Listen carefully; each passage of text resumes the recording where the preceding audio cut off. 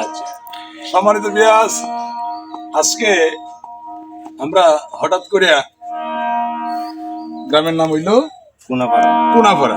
এখানে আমার একজন ছোট ভাই ইউটিউবার এসকে রাব্বি অফিসিয়াল, তার এই চ্যানেলটাতে সকলেই চোখ রাখবেন, একটু শেয়ার করলে মনে হয় ভালো হয় আর কি।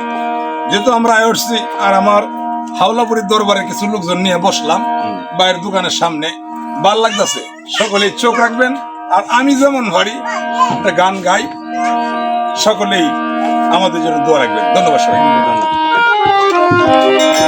আমি তোমারে করিতে গোরাজি, তোমারে করিতে গোরাজি, আমার সাথে